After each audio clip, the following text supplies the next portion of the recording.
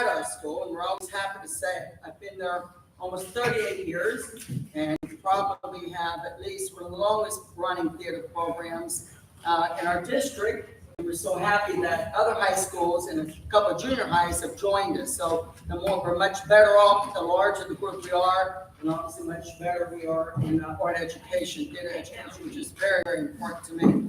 This evening, we have a young man who will be performing a song from The Lion King. Since I said it's 38 years, I've been working for our district. This will be the 5th time, possibly the last time, I will do that show. So I'm so happy because it's actually one of my favorite Broadway shows. His name is Caden Hasty. He's a wonderful actor. He's an athlete. He's a VIP student, doing quite well. So we're glad he should start off his college years in an associate's degree. So that's kudos to our district and our school system. Okay. So at this point, I will introduce Caden. Come out quickly. He's playing 2 roles actually. He's playing both Simba and starts to show up as Mufasa. So he will pass away in the first part, and then he will come back as old Simba. Okay.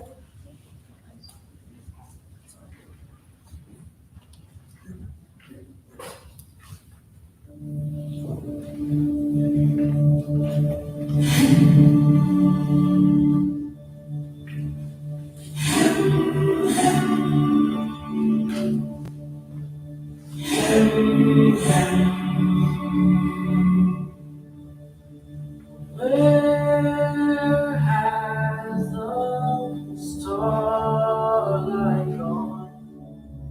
Dark is the day.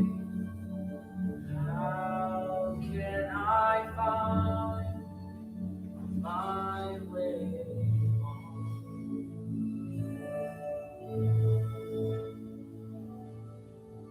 home? Is an empty tree, lost to the night.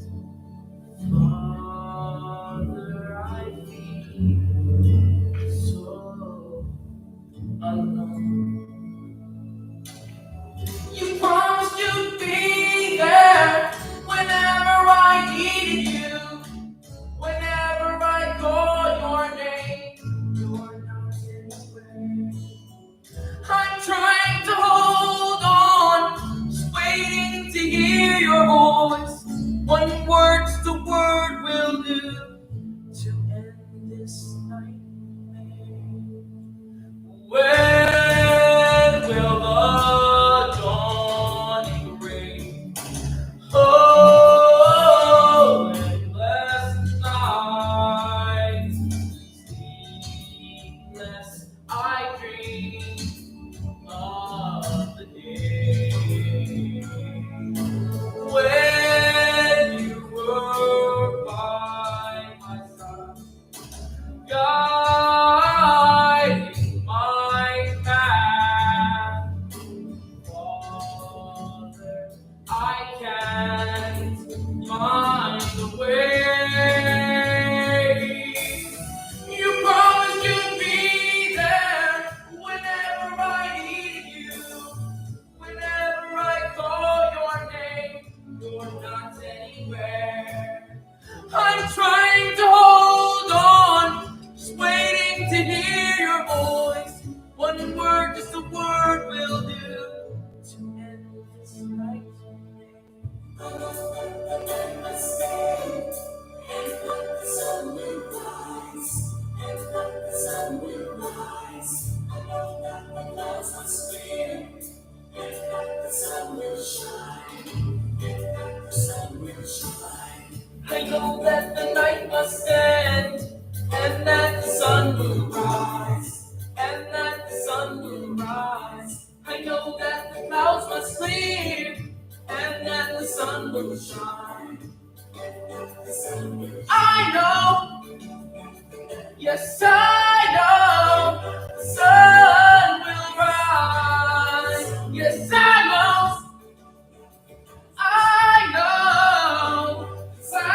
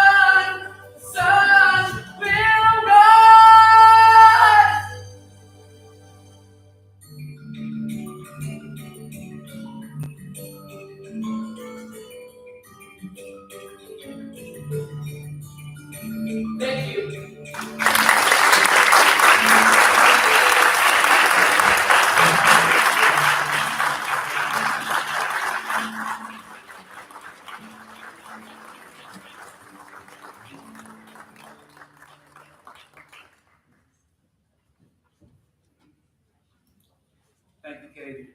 Great job, buddy. Appreciate it. Mom's here in the audience as well. So proud. And Good job, Mom. if you're interested in seeing the show, it is Thursday. It's next Thursday. Yes, sir. 7 p.m. At Westlake High School. So we encourage you to go out and see the shows. They always do a great job.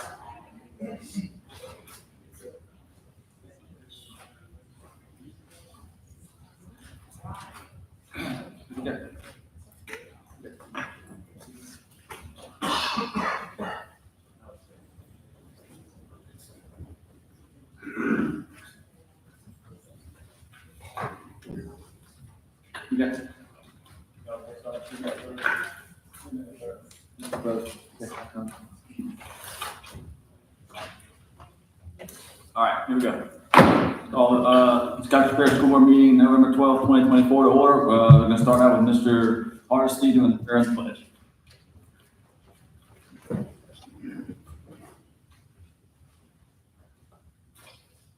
Heavenly Father, we come here in this month of Thanksgiving, and we want to say thank you. Thank you to our veterans that we celebrated yesterday. Thank you for all of your blessings. Lord, watch over us as we go through this meeting tonight, and give us guidance and lead us in the right path for our students, teachers, staff. In Jesus' name I pray. Amen. Amen. Pledge allegiance To the flag of the United States of America and to the republic for which it stands, one nation, under God, indivisible, with liberty and justice for all. All right, roll call, please, Dr. Memmian. Yes, sir. Ms. Ayo. Here. Mr. Baumgarten. Here. Mr. Broke. Mr. Castile. Here. Ms. Fontenot. Here. Ms. Gay. Here. Mr. Hardesty. Here. Ms. Hardy McReynolds. Here. Mr. Natale. Here. Mr. O'Banion. Here. Mr. Pishon. Here. Mr. Roberts. Here. Mr. Tarver. Here. Mr. Wallace. Here. Dr. Washington. You have four. All right, before we get started on the agenda items, I'm going to mention one thing that we're going to execute, something we talked about briefly. There's been a lot of discussion about, there's general acceptance that we all pretty much want to redesign the superintendent's evaluation instrument. What we're going to do is we're going to form a special committee that's going to meet a couple times, once or twice, a couple times, just for that specific case. And then after that, that committee will just no longer exist. So all we're going to do at the meeting tonight is I want to just get everybody that's up here that wants to be on that committee, raise your hand, let Ms. Peggy write down who all wants to be on that committee. Just if you want to serve on the committee to rebuild the superintendent's evaluation instrument, volunteer right now. Yeah, a couple. Yeah. So let Ms. Peggy write down who all wants to be on it. It would make sense for the newer members to be on it because some of us are not going to be around very long anyway. I know.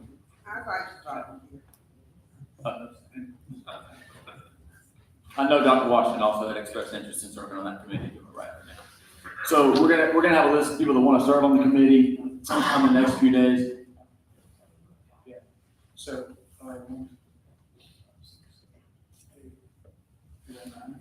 yeah, so we've got 9. Yeah, that's fine. Right.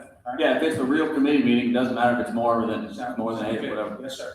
What we're gonna do in the next couple of days, sometimes I will assign a chair for that committee based on one from the list of names, and then the chairman will take it over from there. All right. You want to go ahead and hear the names? Is it 9 with what you have? Because I can come off, so that 9 sounds like a good number, so, I mean. It's 9 with you. It's just a committee meeting. It really doesn't matter how many people are on it. I was just asking to make sure. I Yeah. understand now, we're good. Yep, so I've got, Reverend Wallace, Ms. Ayo, yes, Mr. O'Banion, Ms. Hardy McReynolds, Mr. Keyshawn, Mr. Baumgarten, Ms. Fontenot, Ms. Gay, and Dr. Washington. All right, yeah, everybody good with that? So I will assign a chair in the next few days, and then you guys can just look out for communication from the chair. The chair will schedule the meetings and those kind of things. In my head, probably maybe 2 meetings, and then we'll be back maybe in January to adopt a new one. Maybe by December, if the committee's really, Johnny on the spot, but yeah, we have until September of next year, but we don't want it to drag on forever and ever and ever, so probably plan on a couple meetings max. Everybody good with that? Good, perfect, moving along. Approval of minutes, October 8th, do we have a motion on the minutes? Motion, Mr. Castillo, second, Mr. Hardesty. Any questions about the minutes? Seeing none, all in favor say aye. Great, passes unanimously, minutes are approved. Presentations, T.S. Cooley Elementary, Blue Ribbon School. Yeah, so we've got Ms. Alcock here today as principal. We'll have her come up.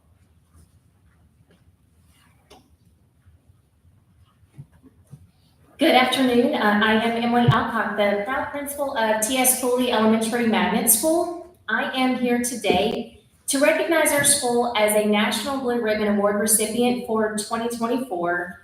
And I'm sure that many in this room have heard about this award, but I'd like to share just a little bit of information about it and what it means to CPSB and our community.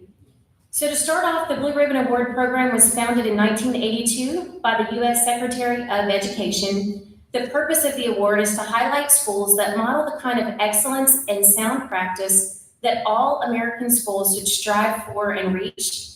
The purpose is simply to validate the hard work of students, educators, families, and communities in aiming for and reaching academic excellence. Schools are nominated from all 50 states, the District of Columbia, U.S. territories, and the Department of Defense. Public schools are nominated by the Chief State School Officers. This year's cohort of Blue Ribbon recipients honors 356 public schools and 40 private schools from across the nation that represent the full diversity of education: elementary, middle, high, large, small, traditional, innovative, and everything in between. Schools can be nominated in 2 categories: high performing and closing the achievement gap. Nominated schools complete an extensive application process that takes months to complete. The detailed application captures every aspect of schools so it can be referenced and modeled for others. Recipients are confirmed after applications have been reviewed and state assessment scores are validated. T.S. Cooley received the nomination in September that we were chosen as a recipient, and I had the great honor and privilege of traveling to Washington, D.C. to receive the actual award last week. The plaque will soon be placed in our trophy case and will more than likely be forgotten by many, but the lasting impact that it's made on our school community is quite powerful. For many schools, attaining the National Blue Ribbon Award is the realization of a long-held dream. As I heard one principal at the ceremony say, this simply begins a process that you can't stop. And I would say that I can agree with that statement, as I can already see and feel that the recognition has re-energized our school and has renewed our commitment to collaborate and innovate to do what is best for our students.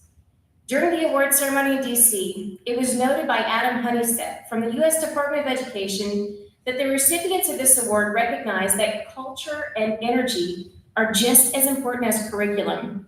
Anyone entering our school can see and feel that culture and energy are a priority at T.S. Cooley. Honeycutt acknowledged that the pursuit of excellence is an ongoing journey. There will always be more to learn and more to do, but great schools possess unique skill sets that utilize strengths, talents, and abilities to lead in a way that enable every single student to reach their potential and have their dreams come true. Additional characteristics of award-winning schools are the demonstration that every student thrives in a supportive, high expectation environment, and that classrooms are the hubs of creativity and innovation, preparing students for our global economy. T.S. Cooley is not the only school in Calcasieu Parish to receive the National Blue Ribbon Award. In recent years, Crash Elementary and Pearl Watson Elementary were recognized for closing achievement gaps. Vincent Settlement Elementary has been recognized twice as an exemplary high-performing school. This year's award is special at T.S. Cooley because it is the 3rd time for our school to receive the exemplary high-performing school recognition. Schools are eligible for the award every 5 years, which means we have remained consistent with the recognition, earning awards in 2012, 2018, and now 2024. This puts T.S. Cooley in a category of slightly more than 100 schools in the nation that have received this award 3 or more times. When I was receiving the award in Washington, D.C. in 2018, I remember being in awe of the schools that had received the award multiple times, and here we are.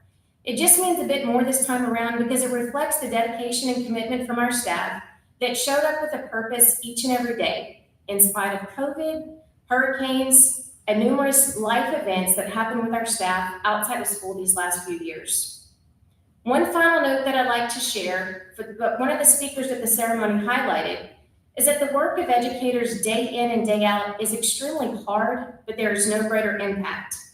It was noted that the single most important factor in achieving excellence at that high level is the teacher that is in front of the students and the relationship that is formed with them, followed closely by school leadership.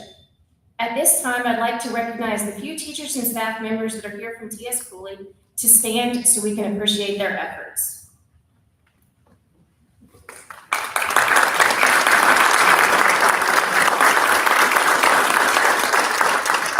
I thank you for allowing me to recognize our accomplishment this evening. Know that our school will continue to strive to make an impact on the future leaders that will make a difference in our community and beyond, and your continued support of our magnet program is appreciated.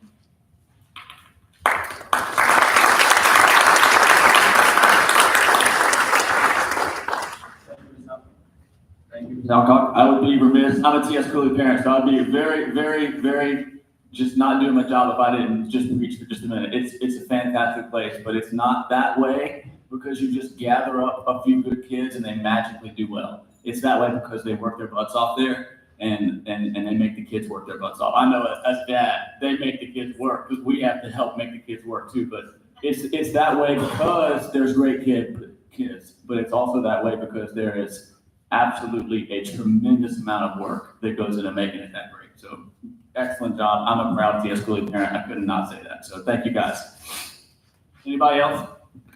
Okay. Appreciate y'all. Great job, T.S. Cooley. Superintendent's report. Sir, you've all received your Head Start report. Site administrators began conducting class observations in Head Start classrooms. Parenting partners workshops beginning at multiple sites with over 20 parents currently participating in an 8-week sessions of combined parenting and leadership skills that empower them to become vital contributors to their children's academic success. We had parent meetings and STEM activities as well. Parents learned about building social and emotional skills at home, flu and infection prevention, and afterwards, students and parents created pumpkin volcanoes for STEM activity this month. We had a math night where families came out for a night on Halloween for Halloween math fun. And our pre-K booth required students and parents to predict how many pumpkins could fit on a constructed gate. After making their prediction, parents and students created a gate from the classroom materials and candy pumpkins to determine whether their prediction was accurate. This activity supported students in counting and one-to-one correspondence. We had Hispanic Heritage Celebration, and this event was sponsored by J.D. Clifton's Hispanic Heritage Committee, which is made up of our Hispanic families. A PowerPoint presentation highlighted where Hispanic students are from, and tables were set up showcasing their cultural artifacts. We also had a health fair. Students and families from all Head Start sites gathered at J.D. Clifton to acquire health information and receive healthy snacks from local vendors. Students participated in activities such as seeing the fire truck, getting their faces painted, and participating in a chair treat. We also had Red Ribbon Week. The students completed a booklet throughout the week, making healthy choices and good decisions for their little bodies. The Calcasieu Parish Police Jury Library read books to the children, and the Calcasieu Parish Sheriff's Office provided a presentation with their SWAT team vehicle, and the students were allowed to enter and take a quick tour of the vehicle, and the motorcyclist officers did a presentation and a little parade for the kids through the circle driveway area. You've also received your school population report for October, reflecting the numbers from October 1st through 31st. And I would like to report for October our 2024 sales tax numbers for our general fund, which show collections of $366,708, or 2.4% above budget for the fourth month of the 24-25 fiscal year. Collections are $181,683, or 1.1% below collections for the same month last year. And after 4 months, collections are $1,148,459, or 1.9% above budget, and $840,151, or 1.3% below the same period last year. Hurricane information was included in your packet. We'd like to congratulate Emily Williams, the counselor from Brentwood Elementary School. She was named Elementary Counselor of the Year by the Louisiana School Counselors Association. She was honored here in the spring as the Counselor of the Year for the parish. And we're so proud of her achievements and the work that she does every day with our students. This month, we had our first advisory council meetings, and these meetings were held with students, parents, and teachers. Additionally, we also restarted the Calcasieu Association of Principals meetings with the superintendent, and the next round of all these meetings is scheduled for January. Career and Tech Ed Department held our annual College and Career Fair at the West Cal Event Center. It was very well attended, and students were able to meet with colleges and universities, trade schools, and representatives from the armed forces, as well as business and industry. The Louisiana Department of Education has begun sending you directly updates via email this month. This is a new initiative from the LDOE and Bessie. You may have noticed it's called Priority Updates. The Visual and Performing Arts Department worked in conjunction with the Louisiana Music Educators Association and McNeese State University to hold the first ever marching band state festival at McNeese this month. Bands from all over the state came to the area and performed. It was a rousing success. The Calcasieu Parish School Board Literacy Night was also held this month. This month it was at Thrash Elementary School, very well attended, and Dr. Anderson and the volunteers from various departments within the parish, as well as school staff, did a great job of promoting literacy with the families of our elementary schools. We also had a Spanish Heritage Night at Thrash Elementary School held in conjunction with Lewis Middle. This helped to promote our Spanish immersion programs and highlight the good work that our immersion teachers and students are doing within the parish. Staff did meet with CSRS this month regarding preparation for an RFP for our HVAC contract that we talked about last month. I told you that I would update you as we go. They said there should be no problem with meeting the deadline and timelines that we laid out for them. I just wanted to give you that update. We'd also like to thank Mr. Oxley and Westlake High Theater and Kate Hasty for the entertainment that we had prior to the meeting tonight. If you'd like to see their full show, it's going to be Thursday, November 21st at Westlake High School at 7 p.m. And finally, after our November election, now that November election is over, we're beginning an informational push for 3 tax renewals on the December 7th ballot. The Public Information Department, as well as the rest of the staff, is working very hard to put out information on these renewals for the public. That concludes the superintendent's report. All right, thank you. Any questions about the report? Okay, item number 6, executive session. We need a motion to go into executive session. Mr. Urbanian, motion second. Mr. Natale, all in favor, say aye. Thank you, that's unanimous. Go into an executive session.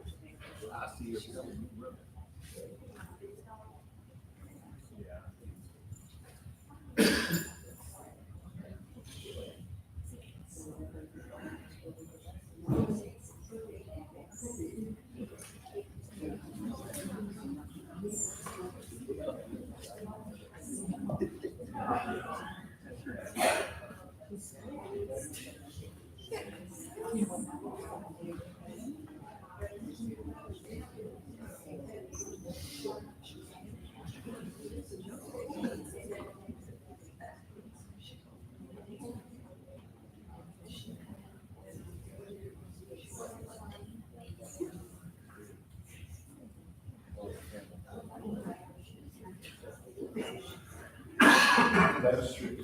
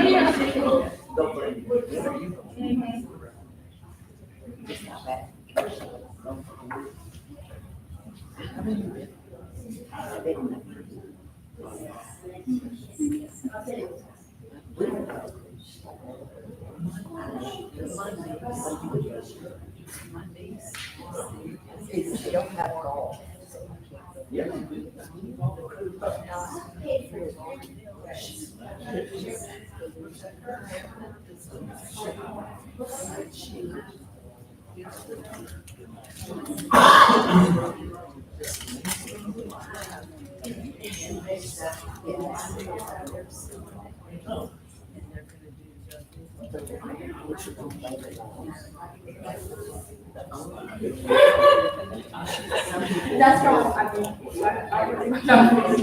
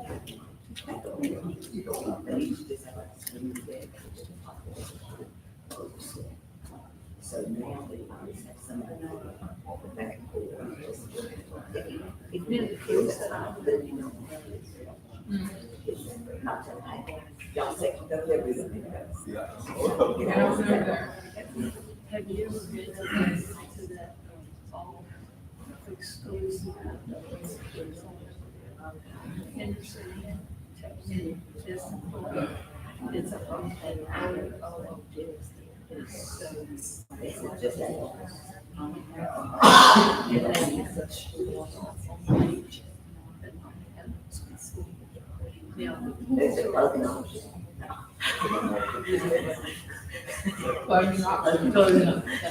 I'm just curious. But there is one you can't do.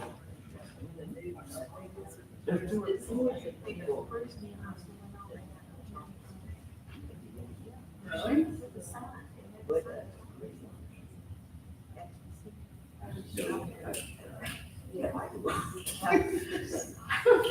Where is that?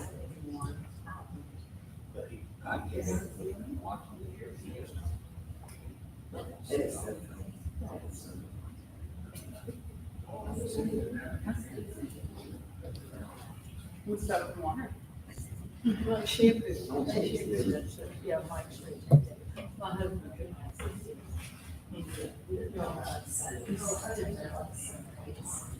He's spiritual, right? He's spiritual.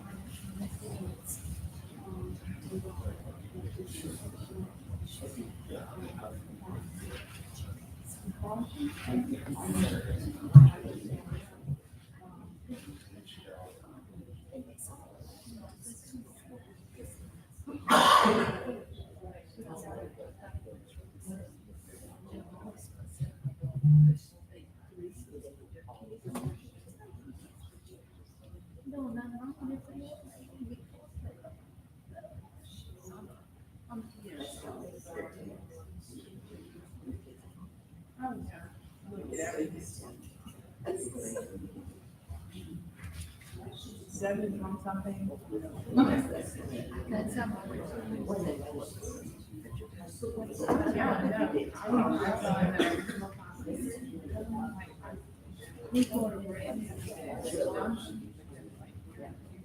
And you get in at the navigation. I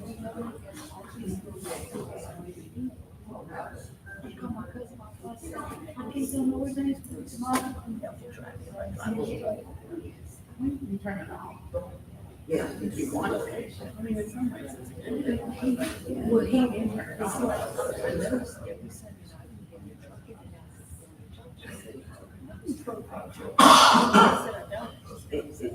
Yeah, it knows your behavior. Yeah.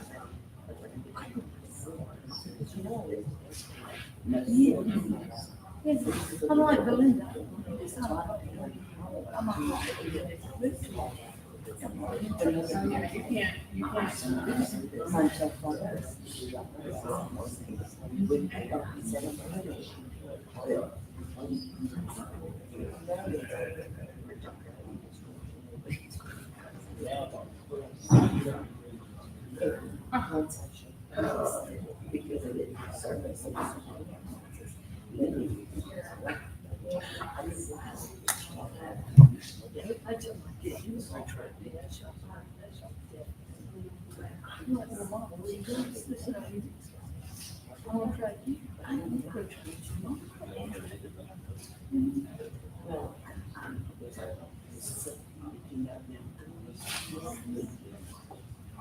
No, Beverly takes her kids. But so I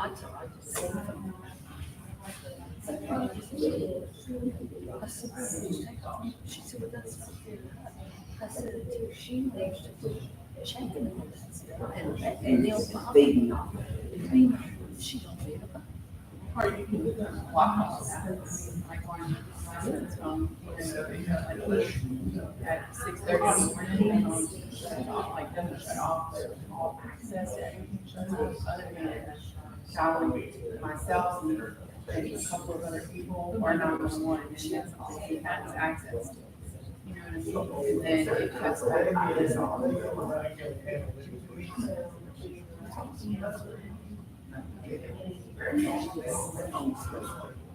Like, you can't even, I mean, you know, it's like, it's all in the parental settings, like certain times that he can use it, and even there's a limit, like even if he had, say, on Saturdays, right? But he only has 2 hours of period of internet time. He likes to get on Google and search all this stuff up and play these games and stuff. And, but even so, even though his phone is on for that whole day, if once he burns through those 2 hours of his internet time, he's done. He's got it as a, if he needs to call somebody. But he can't text, he can't Google, he can't turn I noticed just since we got the phone, and it was basically because he was on the house was there. He was sleeping in places and, you know, we could get home. He's on the phone, he's doing this, you know, how to try to engage him, he's on the page, he's trying to be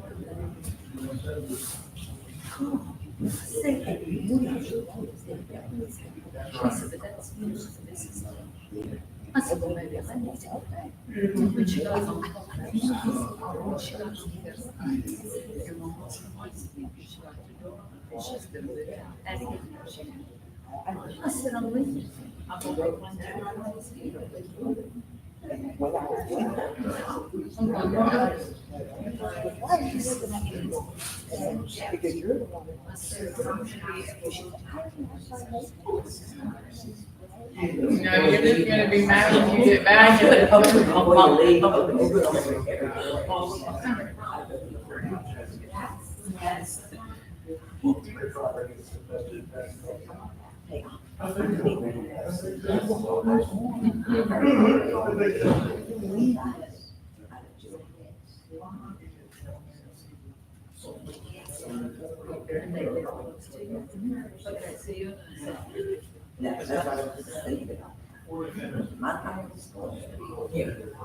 No, like those dogs aren't.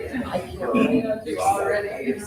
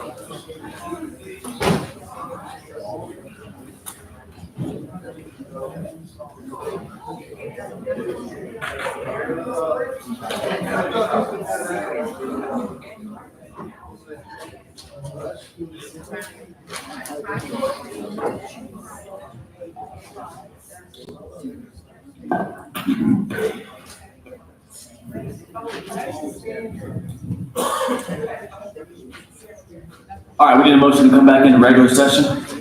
Motion, Mr. Reverend Wallace, second, Mr. Castillo, all in favor, say aye. All right, we're back in regular session. Now we need a motion to authorize the staff to make an offer of settlement in this case. Motion, Ms. Fontenot, second, somebody down there, Mr. Reynolds, all in favor, say aye. All opposed, nay. Passed unanimously. Moving on, committee reports, there are none. Take appropriate action. A, consideration of fall auction miscellaneous salvage items. I'm gonna make a motion on that. So moved. Mr. Hart, second, was down here somewhere. Mr. Reynolds was the second. Any questions on this one? Okay, seeing none, all in favor, say aye. Passes all opposed, nay. Seeing none, passes unanimously. B, consideration of purchase of Knights of Columbus Hall in Sulphur. Got a motion, Mr. Castillo, second down there, Mr. Bro. Mr. Castillo, any comments on this one? No, this is just, this property is just adjacent to the property we just closed or we're about to close on. This is Mike's Columbus building we've been looking at for a good while now. And, it's a great, opportunity to get it at with many of the stores very good prices as well. Mr. Bro, good? Any questions? Seeing none, all in favor, say aye. All opposed, nay. Passes unanimously. Funding source? Mr. Warren, It's done. is that up to us? Done. Done. Yes, sir. Discretion. Right. Unless Russell's gonna self-fund. Right. Consideration of CEA joint use agreement with CPSD and Recreation District Ward 3. Someone make a motion on that one? This is C. Right, Ms. Fontenot's motion, second down there. Mr. Pichon, any questions on that one? Seeing none, all in favor, say aye. All opposed, nay. Passes unanimously. D, consideration of approval of right-of-way town of Highway. Mr. McCallum, motion, second down there. Mr. Baumgartner, maybe, Mr. Pichon, any questions on this one? Seeing none, all in favor, say aye. All opposed, nay. Passes unanimously. E, consideration of moving differentiated compensation to December. Yes, Let's get a motion on this one. Let's get a motion. Question. Mr. Pichon, motion. Ms. Gay, do you want to second it, and then we can discuss? Okay, yeah. Ms. I'll Gay, second second. it. Let's let Dr. Van Meter explain it real quick. 30-second explanation is, in order for, y'all voted last month for compass stipends to be in December instead. This differentiated compensation gets its data from compass. So it really needs to be in there as well. And we're just trying to move this one so that we can have to get all that. I didn't hear what. Ms. Gay? Yes, ma'am. So y'all voted last month, right? Because the state was slow with their, the new data source in order to put data in, right, from Compass. We needed to push it back a month, and y'all did, right? So push it back to December. This piece, though, this differentiated compensation uses that same data. So we needed to just do the exact same thing. So it's approximately $350, and those folks would get paid in December instead of November. That's the difference. Just so that we can have that data correct. It's a whole lot easier to have correct checks go out the first time. You good, Ms. Gay? Any more questions? Okay, seeing none, all in favor, say aye. All opposed, nay. Passes unanimously. Okay, item F, consideration of approval to assign air-conditioned buses to the oldest buses rather than the longest routes. You got a motion, Mr. Roberts. Second, Mr. Reynolds. We'll come back to you in just a minute. Let's, You want to just explain real quick what we're doing? So, at the board meeting on November 14th, 2023, the board approved a recommendation to purchase air-conditioned buses and assign them by the longest routes. We actually went back to the minutes and then the actual recording of the meeting in order to confirm that. Normally, however, we purchase buses and replace them by age. And so trying to get the oldest buses off the road first, harder to get parts, et cetera. And so what this is basically just asking to let us replace the buses by age rather than by longest routes. Longest routes are a little bit harder to determine. Additionally, we've got some folks, for example, who may be on the road for their regular route, but may drive for us all day doing platoon routes and things like that. So they may be on the road all day, but their actual route bus itself isn't one of the longer ones. So, but if we cover everything by age, like we normally do, that would cover. Okay, thank you. As we're replacing buses, we're replacing with air conditioning. Look, let's go back to Mr. Roberts. This is specifically worded, yeah. This, Yeah, I'd like my motion to read that the assignment of buses will be at the Transportation Department's discretion. You okay with that, Mr. Reynolds? You seconded it at the Transportation Department's discretion, so widen it up. So that's the motion there, a motion and a second. There's 2 blue cards, where the blue cards go, and then we'll open up. But I do have a question. We'll let the blue cards go first. It's just 2 of them. It'll be quick, and then we'll open the floor for discussion. Let's see, we got Debbie Crosby.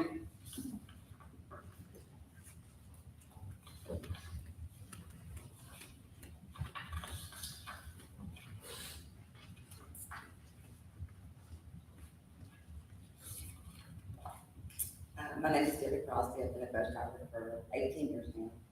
And first, I would like to thank all of you for your continued support of the children, teachers, support group. Thank you for the bonus. And I know that for the 18 years that I've been a bus driver, we've had lots of ups and downs throughout the school board system. But I do see a trend that things are getting better and we're moving in the right direction. I do appreciate all that happening. Tonight is about issuing the buses. The bus in the past has always been, the bus goes to the route. It doesn't belong to Debbie Crosby. It belongs to the children that live in that neighborhood, and we wait 15 years to receive the bus. So for us, it's that these kids have been patient. They've waited. We knew as the 23, 24 were coming in, it was our time to receive the new school bus. And then we get our new buses, just like we were supposed to, according to age. Well, then they removed 4 of the buses in Westlake and told us that they would be putting ACs on, but they would not be returned to us because our routes are not quite as long as some. Well, everybody could come up with different scenarios. I mean, I did double routes for the first 10 weeks of school. It was August, it was hot as heck. But that doesn't matter. I didn't have to take the second round. I chose to take the second round. But still, like I said, the routes, it's always, there's not a lot in transportation that has been consistent, but issuing buses has. It has always worked. It's never been an issue until you put an AC in. My personal suggestion is stick with what worked. It wasn't broken. Don't try to fix it. Eventually, like you said, all new buses will have ACs, and from this day forward, eventually, everybody will have a new bus or a newer bus with an AC. So that's just my suggestion. Leave it like this, don't fix it. It's not broken. So, Thank you. Ms. Mott? You good? Okay, she's gonna defer. All right, that's it. Let's go board discussion. Start with Mr. Roberts.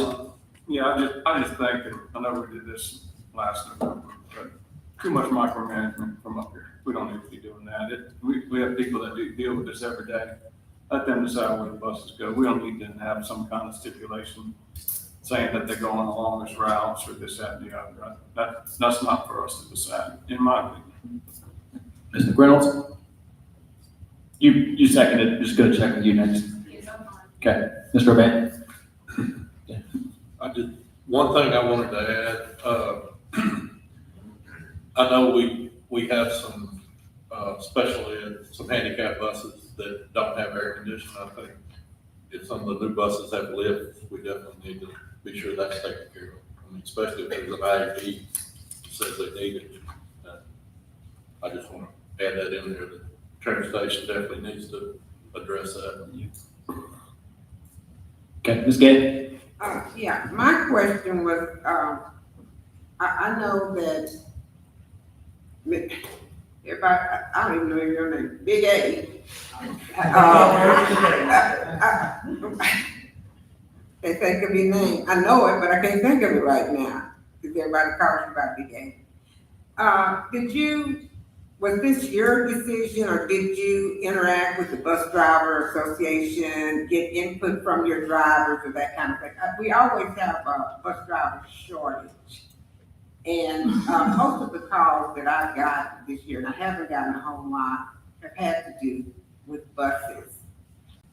And, did you get input from the drivers? I mean, when you say the longest route and some of the drivers are driving all day, I would think that would justify if they're driving. You made the statement they're driving all day. I mean, Maybe I can clarify for you, right? Okay. The reason that we're coming to you today is back in November, when y'all approved for the buses, that statement was made was, hey, the longest routes, right?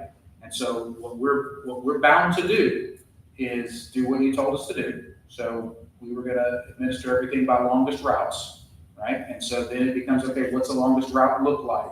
And so that's where Mr. McDonald started to go through this, and then he came and said, look, we've never done things like this before, it doesn't make sense. Let's go back and talk to the board and say, hey, this doesn't make sense, can we just do it like we normally do it? And so that's why we're here today. okay, but you said some of the bus drivers Yeah, so, driving all day. so what long. And I that think, means is the if they have a short route, I finish? yes, The ma'am. first speaker that got up said that she drives all day, and she drove in August, and it was very hot. I think there should be some consideration put into those longest routes kinds of situations. I mean, if I had to be on the bus all day, and you had an air conditioning one, that would be discouraging, and I probably wouldn't drive buses anymore for what we pay when I could possibly find something else. So I'm with Mr. Roberts. I think Big A should make that decision, but I think there should be some consideration and some input from the people who are actually driving the buses, because somebody just drive a couple blocks and they sit because the bus is old. And I don't know. I don't know how old they have to be for them to be in the rotation. I know we don't have enough for everyone to have an air-conditioned bus, but not so much the bus driver, it's the children that's on that bus all day in the heat. So, just, It is strictly by choice. The driver what's by choice? The driver that's on it all day, it's The the choice children they aren't make. on. It's not the same children, it's different So opportunities. Oh, okay. Okay, well, Big A, just kind of tweak it like you want to tweak it to accommodate the drivers. That's what the motion says. You're good, you're good, Okay. you're good. That's what the motion says, so Yeah, we're good. I'm good. The second motion, that's what you said. That's right. Are you good, Ms. Gay? I'm good. Okay, Mr. Castillo. Yes.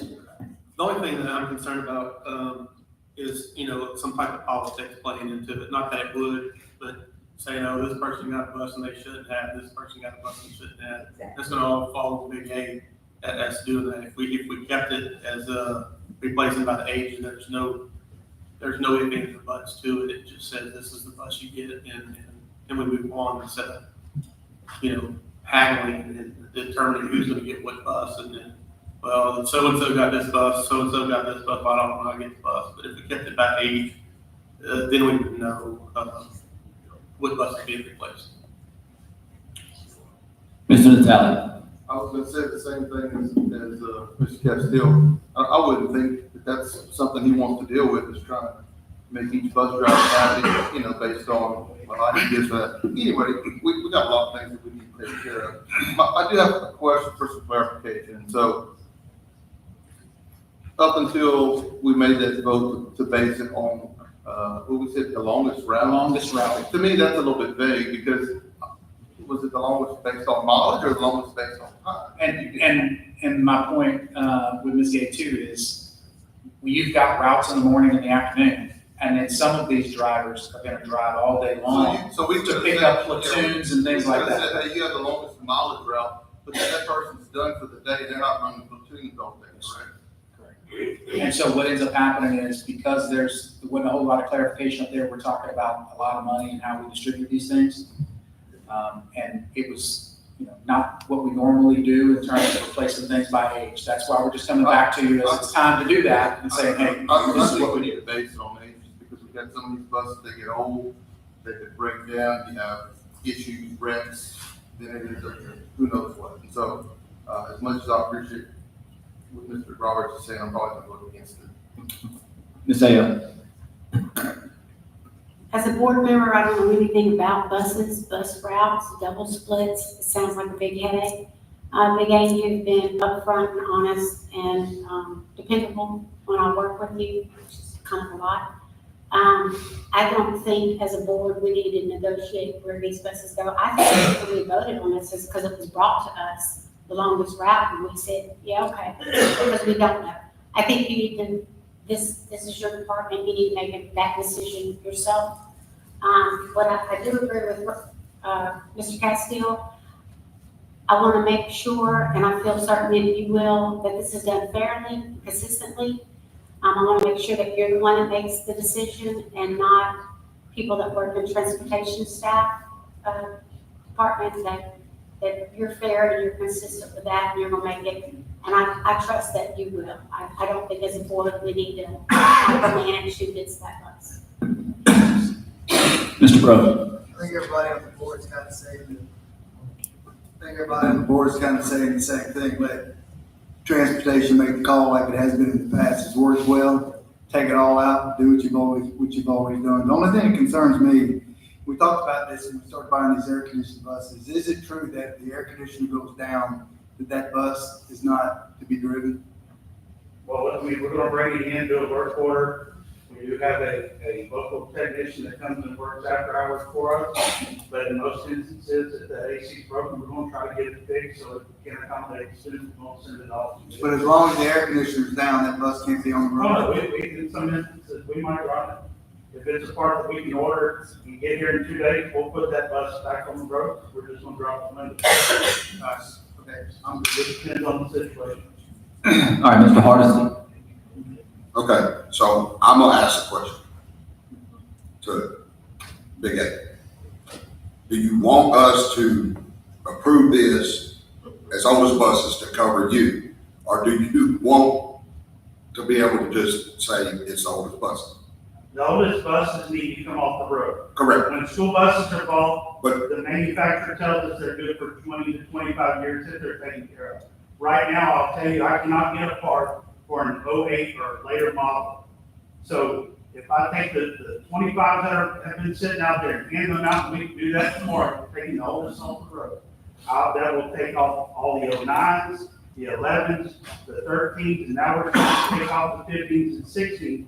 And we've got a fleet of 300 moving our kids to and from school, the buses that are 7 or 8 years old. Okay, but do you want, my question is, we will take the heat and make it Oh, oldest there's no buses. need, no, I think it's best practice, let's do what we've always done, Ms. Crosby's correct, that's a consistent, that has its Okay, waivers. so that's the way we're gonna do it. The oldest off the road.